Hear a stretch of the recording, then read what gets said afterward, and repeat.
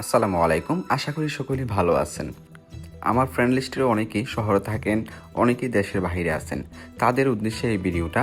অবশ্যই আপনারা ভিডিওটি ফুল দেখে এনজয় করবেন। আমি বাইক নিয়ে ছুটলাম।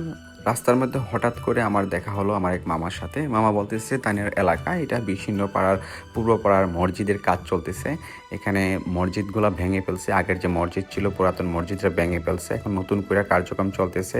যে যদি আপনারা কেউ ডোনেশন দিতে চান, দান করতে চান, জানেন তো পৃথিবীতে কোনো মানুষের স্থায়ী না। যদি আল্লাহর ঘরে মসজিদে দান করা যায় তাহলে এই জিনিসটা মৃত্যুর পরও আপনারা সওয়াব পাবেন। যদি কেউ দান করতে চান মসজিদে, অবশ্যই আমার কমেন্ট বক্সে নাম্বার দেওয়া থাকবে। আপনারা অবশ্যই এখান থেকে নাম্বার নিয়ে আপনারা বিকাশের মাধ্যমে বা নগদের মাধ্যমে যে কোনোভাবে আপনারা এখানে ডোনেশন করতে পারবেন।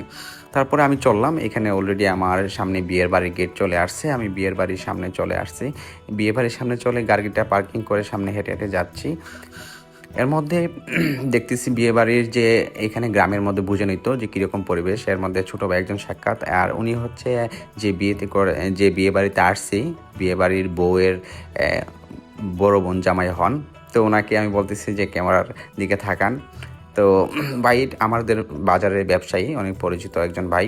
তারপরে সামনে জামাই হাজির। জামাই আমার বন্ধু জিয়া, দেশের বাইরে সিঙ্গাপুর থেকে আসছে, আইসা বিয়ে করলো। এবং এখানে তার বউয়ের জন্য আমি ছোটো একটা গিফট নিয়েছিলাম।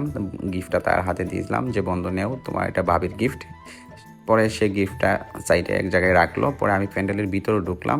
এখানে গ্রামের ভিতরে এরকম সুন্দর করে গোছানোভাবে এরকম পরিবেশে বিয়ে শাদী অনুষ্ঠান হয়। অনেকে সচরাচর ভিডিও করেন, আমি ভিডিওর মাধ্যমে আপনাদেরকে দেখানোর চেষ্টা করতেছি। তারপরে বন্ধু বললো চলো তোমার ভাবির সাথে দেখা করবা। পরে ভিতরে গেছি, তখন আমাদের একটা প্রাইভেসির কারণে আমরা ক্যামেরা বন্ধ রাখলাম, কারণ ভিতরে অনেক মহিলা থাকে, এই জন্য আমরা ক্যামেরা বন্ধ রাখলাম।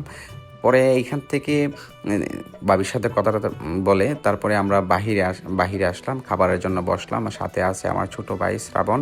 তো ওকে নিয়ে আমরা একসাথে খাবো, এখানে বসলাম। এর মধ্যে আমাদের জামাই একটু পরে পরে আয়সা বলতেছে আমার বন্ধুর কী অবস্থা, যে খাবার দাবার একটু খেয়াল টেয়াল রাখো। আর এর মধ্যে কথাবার্তা তো বলতেছে একটু পরে পরে। আর এর মধ্যে আমরা খাচ্ছি খাবারটা। আসলে গ্রামের বিয়ের খাবারগুলো অনেক ফ্রেশ হয়, কারণ গ্রামের যে ন্যাচারাল এই জিনিসগুলো দিয়ে এগুলো পাকটাক করা হয়, এজন্য খাবারগুলো অনেকটা সুস্বাদু হয়। এর মধ্যে আমাকে মাংস তো একটার পর একটু পরে পরে দিচ্ছে। তো মাংস আসলে গরু মাংস খাওয়ার পরে যে একটা অবস্থা হয়, পরে আমার একটা জিনিস খেতে হয়, যেটা হচ্ছে টক জাতীয় কোনো কিছু না খেলে আমার অবস্থা খারাপ হয়ে যায়। এর মধ্যে আমার ব্লগের লাস্টে আছে যেটা আমি টক জাতীয় যে জিনিসটা খাই, এটা আমি আপনাদেরকে দেখাবো, যে কোনো একটা ভর্তা বা এরকম কোনো কিছু আমার খেতে হয়। তো খাবারের মধ্যে এর মধ্যে দই চলে আসছে। পরে আমি দই একটু একটু মাংস খাচ্ছি, ভাত খাচ্ছি, এর মধ্যে দই খেলাম। তো আমি ফুল খাবারটা খেতে পারি নাই। তারপরে হাত উঠে গেলাম। উঠে যাওয়ার পরে এখানে সামনে যে ফিল্টার ছিল বা এটাকে বেসিং যেটা বলে গ্রামের যে যে ডেকোরেটার্সের সাথে এগুলো থাকে, তো এখানে আমরা হাত টাত ধুইলাম সাবান দিয়ে। হাত টাত ধুয়ে এখানে সামনে যে আছে, যেখানে টেবিল থাকে, এখান থেকে হাত টাত মুছে টিস্যু থাকে এখানে। তো এখান থেকে হাত টাত মুছের পরে একটা চিন্তা করলাম যে একটু পান খাই, খালি সুপারি একটু পান খাইলে ভালো লাগবে। পরে আমি শ্রাবণকে বললাম তুমি একটু খাও, খেয়ে দেখো, আসলে খালি সুপারি পান খাবারের পরে খাইলে একটু ভালো লাগে, তুমি একটু খেয়ে দেখো। পরে ওরে নিয়ে একটু খাইলাম, খেয়ে তারপরে এইদিকে হুটানের মধ্যে হাঁটতেছি, দেখি কি সুন্দর একটা পাখি। পরে চিন্তা করলাম যে পাখিটারে দেখি। তো পাখিটার যে বৈশিষ্ট্যটা খুবই সুন্দর, তার মানে খাঁচার থেকে বের করলো, ওইটা উড়া দিয়ে দূরে যায় না, হাতেই থাকে। পরে এখানে একটা রুটি নিয়ে আসলো জিয়া। পরে এখানে রুটি নিয়ে হাতে নিয়ে আসার পরে দেখেন যে পাখিগুলা রুটিটা হাতে থেকে থেকে খাইতেছে। তো এত মানে কিউট একটা পাখি, অনেকক্ষণ তার সাথে খেলাধুলা করলাম।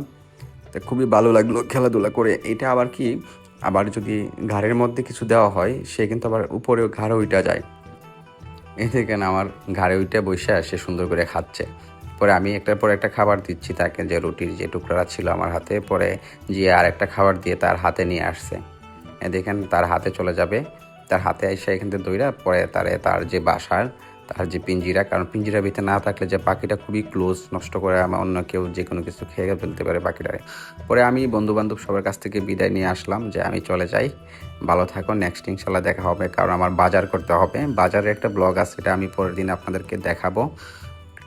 আমি পরে বাইকে উঠলাম, বাইকে উঠে বিদায় নিয়ে বন্ধু বান্ধবের কাছ থেকে চলে আসলাম।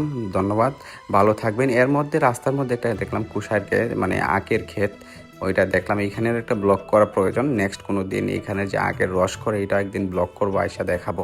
এর মধ্যে খাবারের পরে যেটা আমি খাইয়া দেখাইলাম, বড়ই এবং ধনিয়া পাতা মরিচ দিয়ে এটা মিক্স করে খাই, কারণ এটা খাবারের পরে খাইলে যে গরুর মাংস খাওয়ার পরে যে একটা অবস্থা হয় এটা ঠিক ন্যাচারাল হয়ে যায়। ধন্যবাদ, ভালো থাকবেন।